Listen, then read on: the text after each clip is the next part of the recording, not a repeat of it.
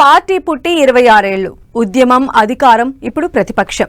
ఈ క్రమంలో గతేడాది రజతోత్సవ సంబరాలను గ్రాండ్ గా నిర్వహించింది బీఆర్ఎస్. ఈసారి మాత్రం పార్టీ ఆవిర్భావ దినోత్సవం సందర్భంగా ప్లీనరీని ఎలాంటి హంగు ఆర్భాటం లేకుండా నిర్వహించబోతున్నారట. సాదాసీదాగా కానిచ్చేయాలని డిసైడ్ అయ్యారట గులాబీ బాస్ కేసీఆర్. బహిరంగ సభలా కాకుండా ప్రతినిధుల సభ పెట్టబోతున్నారట. జిల్లా, రాష్ట్ర స్థాయి కమిటీలను ప్రకటించి 5,000 మంది ప్రతినిధులతో ప్లీనరీని నిర్వహించేలా ప్లాన్ చేస్తున్నారని టాక్.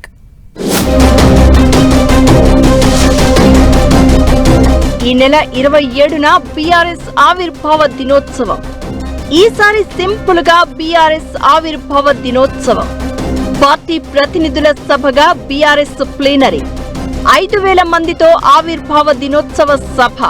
పుష్కర కాలం, ఉద్యమం, 10 ఏళ్ల అధికారం, ఇప్పుడు 2.5 ఏళ్ల ప్రతిపక్షం. ఇలా 2001 ఏప్రిల్లో ఆవిర్భవించిన బీఆర్ఎస్ తన రాజకీయ ప్రస్థానంలో ఎన్నో ఎత్తుపల్లాలు చూసింది. ఇప్పుడు ప్రధాన ప్రతిపక్షంగా నిలదొక్కుంటూ రాబోయే ఎన్నికల్లో గెలిచి తీరాలనే పట్టుదలతో ఉంది. ఈ క్రమంలోనే బీఆర్ఎస్ ఆవిర్భావ దినోత్సవం సమీపిస్తోంది. గత ఏడాది ఏప్రిల్ 27న పార్టీ రజతోత్సవ వేడుకలను వరంగల్లో పెద్ద స్థాయిలో నిర్వహించింది గులాబీ పార్టీ. ఈసారి మాత్రం చాలా సింపుల్ గా కానిచ్చేయాలని భావిస్తున్నట్లు తెలుస్తుంది. ఇప్పుడున్న పరిస్థితుల్లో హడావుడి లేకుండా ఆవిర్భావ దినోత్సవం రోజు చిన్న ప్లీనరీ నిర్వహించాలని బీఆర్ఎస్ అధినేత కేసీఆర్ అనుకుంటున్నారట. బహిరంగ సభలా కాకుండా కేవలం ప్రతినిధుల సభగా ప్లీనరీని జరిపే ఆలోచనలో ఉన్నట్లు తెలంగాణ భవన్ వర్గాల్లో చర్చ జరుగుతోంది.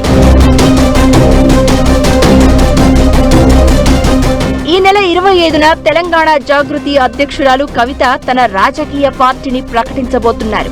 ఇప్పటికే బీఆర్ఎస్ ను టార్గెట్ చేస్తూ వస్తున్న కవిత పార్టీ ప్రకటన సందర్భంగా ఏం కామెంట్స్ చేయబోతోందన్న ఉత్కంఠ నెలకొంది.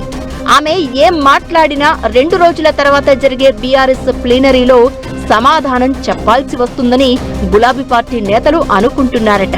ఇప్పటిలాగానే మౌనంగా ఉంటే ప్రజల్లోకి తప్పుడు సంకేతాలు వెళ్తాయని, అలాగని కవిత కామెంట్స్ పై స్పందించడం కూడా ఆ పార్టీకి అనవసర ప్రచారం అవుతుందనే భావనలో గులాబీ బాస్ ఉన్నారట.